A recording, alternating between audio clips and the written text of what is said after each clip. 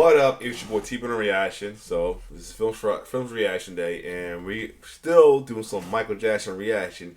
As just got finished a video from Studio Spill talking about 15 crazy facts about you didn't know of the Jackson American Dream, the biopic that held it down for us for the Jackson and Michael Jackson for a while till the biopic we got out now. Michael came out, who knocked out the park as well too. I said in my video in the last one, I'm gonna say again, they are tied as the top biopics of depicting Michael Jackson.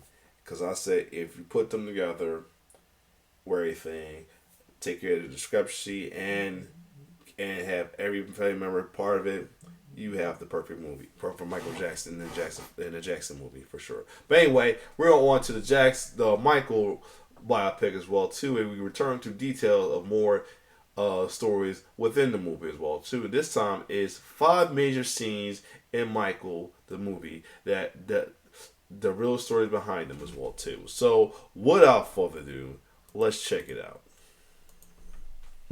2026's Michael presents itself as the definitive cinematic telling of Michael Jackson's life and career from 1966 to the film's end in 1988.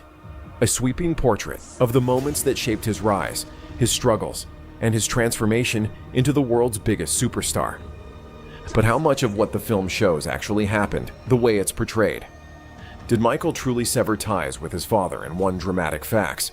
Was it really one phone call that forced MTV to play Billie Jean? And did Michael's final break from his brothers happen exactly as the film depicts? Now, before I go further, one I did before this, if you did not know, is why Michael. Oh, that's what I did. It was something. No, it was something different. Hold on. Give me a second. It was named something else before. It might be. Give me a quick second. That the original movie is called "What Went Wrong with Michael." What went wrong? I'm not sure they got to take it down now. I'm back. So they changed it. Them changed the name of that movie. Now it's called "Why Michael Failed to Show Us the Real Michael Jackson" instead of "What Went Wrong." But anyway, this one here is one connected with 5 scenes that the real stories and the real story behind them. But let's keep going. Because while Michael draws heavily from real events, many of its most pivotal scenes are far less accurate than fans may have hoped, some even being outright reshaped for dramatic effect. So in this video, we're breaking down the film's biggest moments and separating Hollywood myth from that historical reality.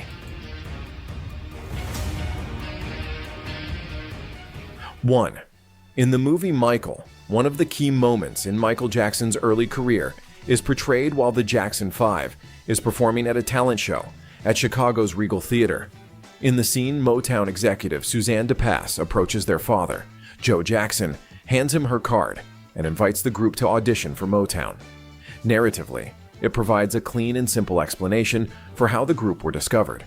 But the reality was much more complicated. The Jackson 5 were officially signed by Motown in July 1968 after auditioning for executives in Detroit, performing songs including James Brown's "I Got the Feeling." Yet the story of who actually discovered them has long been contested, with several figures playing a role in bringing the group to Motown's attention. The most publicly credited was Diana Ross. Motown famously pushed the narrative that Ross had discovered the Jackson 5 herself, despite that not being technically true. From a branding perspective, the strategy was obvious. Attaching the label's biggest female star to its newest act gave the group immediate prestige. It wasn't subtle. Their debut album was even titled Diana Ross Presents the Jackson. And even though, like I said, even though, I'm trying to find the right word to say is, it's made that way. It portrayed that way. And a lot of people was not fond of it. It was a good move. It was a good PR move. It was cool. If you think about it, it was a good PR move to do it at the time. So, because not many people knew about. I mean, at the time you probably knew about Bobby Davis and in Vancouver and all as well. Bobby Taylor in Vancouver and all as well too. But I think Diana Ross being the most popular Motown star as well too, along with the Temptation and Smokey as well too. I mean, Nick could have gained by, but I think Brian Ross probably the good choice. Temptation had their own thing. Smokey was pretty much had his thing going on along with like doing writing work for the Temptation. So why not give it to your top female star and the one you kind of banging? You start on the story, you stop. Whoop. Anyway. Jackson 5. It was a coronation by association, an open endorsement from one of Motown's most established names before the group had even entered the public eye. By the time the Jackson 5 exploded with I Want You Back, the foundation had already been laid. Behind the branding, however, others appear to have played a far more substantive role. According to several accounts, Gladys Knight was among the first Motown figures to take notice of the group after seeing them perform at a talent show, and reportedly promised to help get them in front of Berry Gordy. However, the man most widely credited with actually making that happen was Bobby Taylor of Bobby Taylor and the Vancouvers. During a July 1968 engagement at Chicago's Regal Theater, as portrayed in the film, Taylor had the Jackson 5, then a little-known family act from Indiana, open for his group. Impressed by what he saw, Taylor personally brought the brothers to Detroit and arranged an audition with Suzanne DePass at Motown. DePass and eventually Berry Gordy were highly impressed. The group was signed soon after. Marshall asked me to go and look at this kid that was on stage at the time I walked in. And I went up there and that was this little bitty guy about like that. Well, how'd you like to go to Motown? He said, you don't need it. What do you mean? He said, well, Gladys Knight said she was going to do that. And I said, she did. I said, where did she see you? She said, well, we went on the David Frost show. And David Frost, is the guy from England. And we went on the show and we met Gladys Knight on that show. And she said, you boys are good. I'm going to get you to Motown, he said. And we never heard from her again. I said, okay, tell you what. You want to go with Motown? I said, I'll take you there and I'll get you signed. Started. So while Michael condenses the Jackson 5's discovery into a single dramatic moment for the sake of narrative clarity, the truth is that their road to Motown was shaped by multiple people championing them behind the scenes before the label ultimately repackaged that story into a more marketable myth. 2. Another key moment that Michael builds toward is Michael Jackson finally taking the plunge and firing his father, Joe Jackson, with the help of his entertainment lawyer, John Branca, famously via fax. In the film, it is presented as a decisive and symbolic break, a singular moment in which a young Michael finally severs his father's control over his career and steps fully into independence. But once again, the reality was far more complicated. While Michael did ultimately remove Joe from his business affairs, the process was neither sudden nor clean. When it came to his father, Michael was long accustomed to conducting damage control in the wake of Joe Jackson's aggressive mismanagement. Since the Motown days, Joe Jackson received a percentage of every dollar the group had earned and had held at least the titular post as the band's manager, first in partnership with Richard Aarons, then with Ron Weisner and Freddie DeMann. Joe was always in the room, a figure whose presence could not be escaped, even when outside managers were technically in charge. But by the late 1970s, Michael had begun to evolve beyond the family structure. His first adult solo album, Off the Wall, was produced by Quincy Jones, a creative partnership Joe neither arranged nor approved. It marked the beginning of Michael's independence. When Off the Wall's success turned Michael into a solo superstar, Joe panicked, fearing he was being squeezed out. By 1983, Joe's frustration had boiled over. With the Jacksons' management contracts with Weisner and DeMann expiring, Joe declared to Billboard magazine, quote, "As far as I'm concerned, it's over. They don't have a contract, and my boys are not re-signing." The situation turned ugly when Joe referred to the two managers as white help. Wow. Freddie DeMann shot back that Joe, quote, doesn't enjoy a good relationship with anyone whose skin is not black. Sounds about right. It took Michael himself to step in and contain the damage this conflict could cause his career. He told Billboard, quote, "I don't know what would make him say something like that. To hear him talk like that turns my stomach. I happen to be colorblind. I don't hire color. I hire competence. Racism is not my motto." Love it. That public repudiation of his father's words was, in its own way, an act of emancipation. For perhaps the first time, Michael defied Joe not only professionally, but morally. When Michael later fired Weisner in demand, Joe believed he could step back in. But he couldn't have been more mistaken.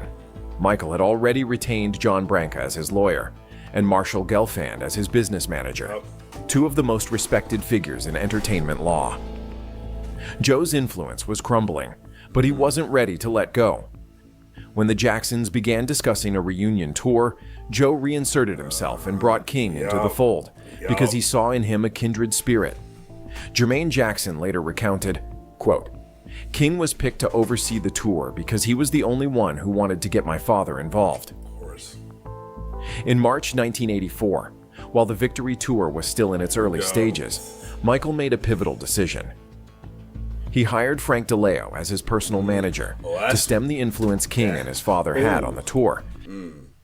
First of all, that's when they started. And secondly, I wonder if they're going to have him appeared on, I'm wondering if Frank DeLeo going to be on the part 2. That would be nice. They have somebody portray him. That'd be pretty cool. And help protect his career.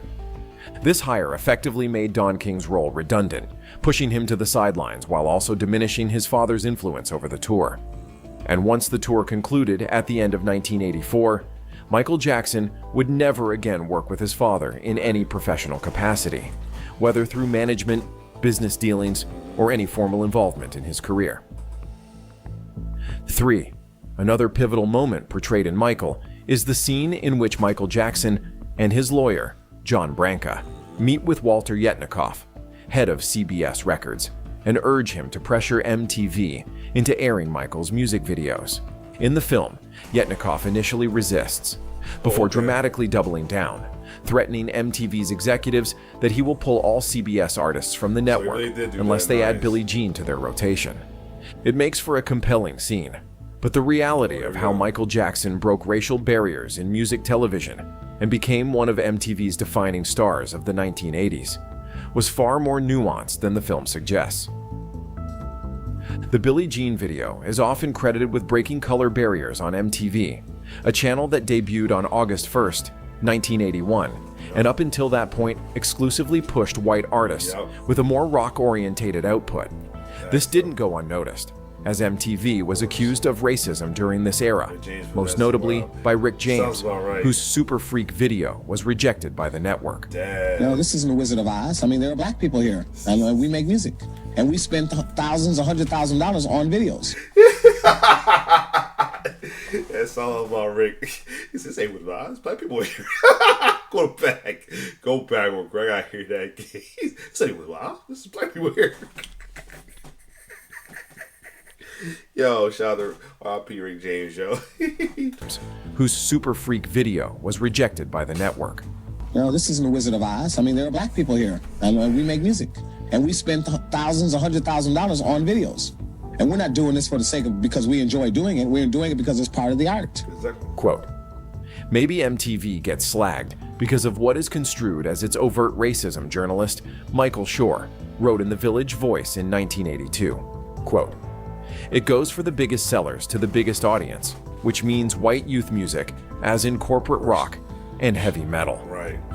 Many behind the scenes at MTV argued that while viewers in New York or other cosmopolitan centers wouldn't be fazed by seeing black artists as part of their programming, they also needed to accommodate Middle America and less open-minded territories.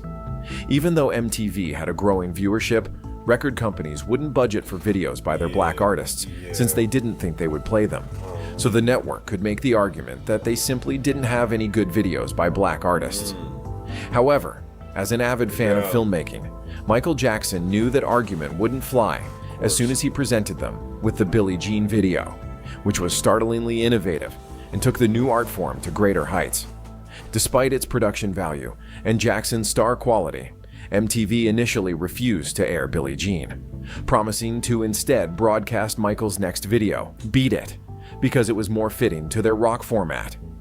We are looking for a certain sound and a certain point of view.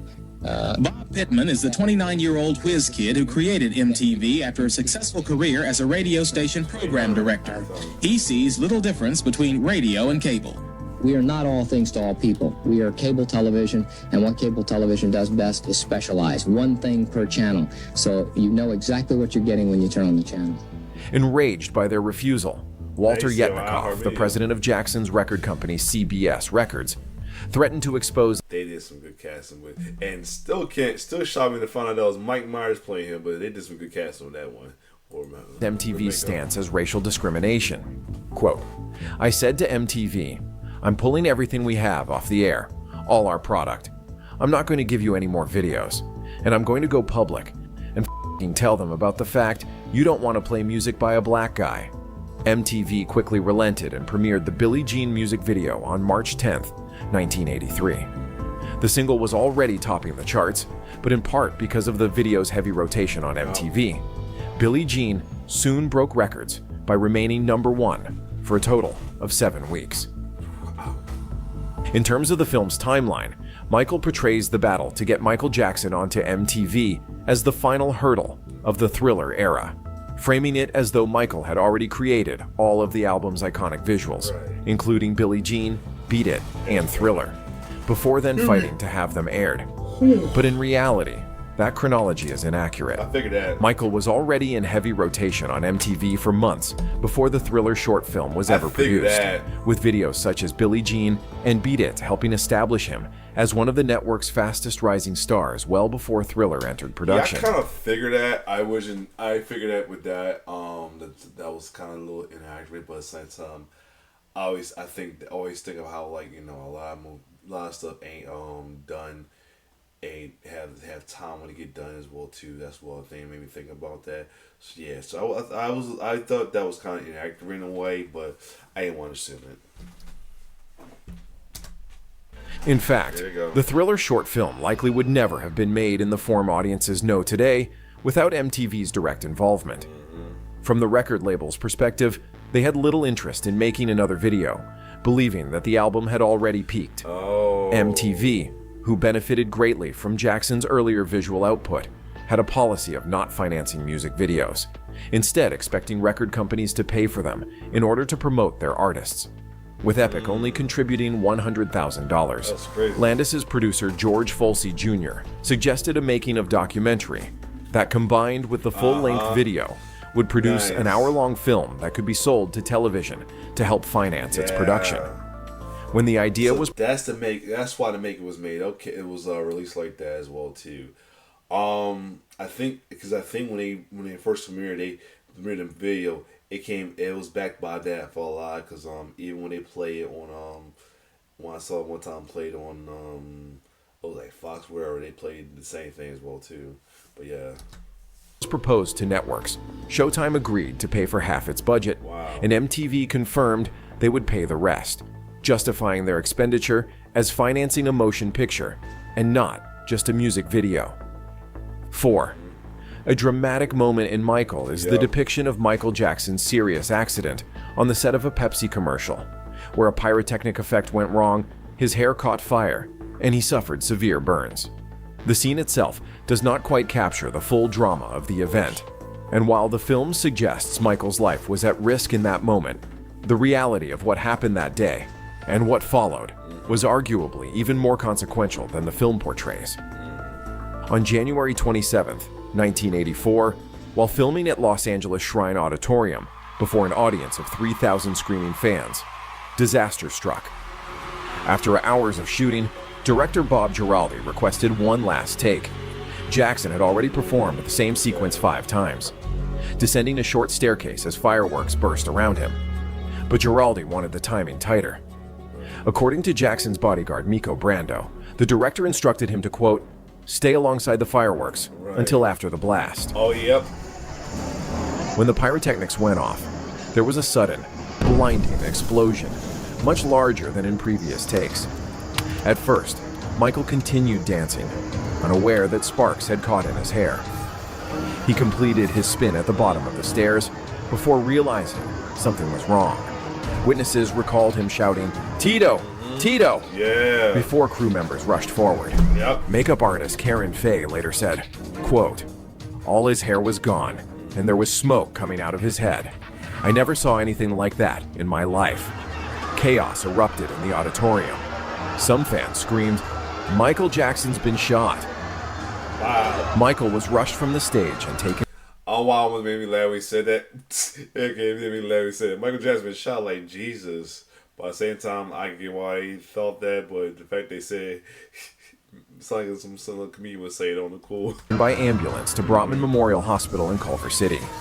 Even in distress, his showman instincts were intact. Quote, "Leave the glove on," he told an attendant. "The media is here." Jackson was rushed to the hospital last night after a bizarre accident set his hair on fire while he was filming a television commercial. The scene was wild as hundreds of fans tried to see Michael Jackson as he was carried into a Los Angeles area hospital. Seemed like he didn't know what was happening, like something was in his hair, and he started shaking it, and it was all blue and white. Girl started crying, and all the lights went off immediately. We thought it was part of the act that was going on. Nope. Wow. Doctors found second and third-degree burns across a palm-sized area of his scalp.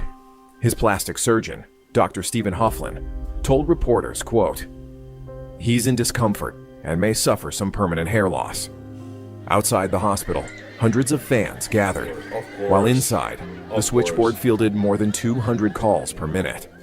Although what the public saw were lighthearted photos of Michael smiling with staff the next day, the reality was far more serious. He reportedly stayed awake until 1 a.m. in pain before finally falling asleep. Privately, he was furious. He believed the accident was the result of negligence on set. Quote, "The reason for the fire was stupidity, pure and simple. These bombs were only 2 feet away from either side of my head," he later recounted. Jackson threatened to sue, but ultimately accepted a $1.5 million settlement instead. Pepsi's vice president, Alan Potish, proclaimed, "We wish it had never happened." After the accident, Michael Jackson underwent multiple surgeries in an effort to treat the areas of his scalp that had been scarred by the burns. One procedure took place shortly before the Victory Tour, as doctors attempted to repair the damaged tissue ahead of the physically demanding run of shows. Then, in December, immediately after the tour concluded, Michael underwent another operation in which surgeons removed sections of scar tissue and stitched the surrounding healthy scalp back together in an attempt to improve the healing and appearance of the affected area. Unfortunately, the procedures were not fully successful. Over the years, Michael would undergo multiple additional scalp surgeries to manage the long-term effects of the injury sustained that day. And for some observers, the repeated surgeries, chronic pain, and reliance on medication that followed marked the beginning of a pattern whose ramifications would extend for decades, some even tracing that chain of events all the way to the circumstances surrounding his death nearly 25 years later. 5. Michael's dramatic climax as a film comes during the final show of the Victory Tour, when he announces that he is leaving his brothers and effectively brings the Jacksons' touring career to an end. On screen, it plays as a satisfying moment of liberation, Michael finally claiming independence from his brothers, from the group, and from the long shadow of Joe Jackson's control over his life and career. But did the event really happen as it is portrayed? On December 9th, 1984, in the rain, at the end of the final Dodger Stadium show, Michael made a surprise announcement. He told the crowd he was leaving the group and that this would be the last time the Jacksons would ever perform together.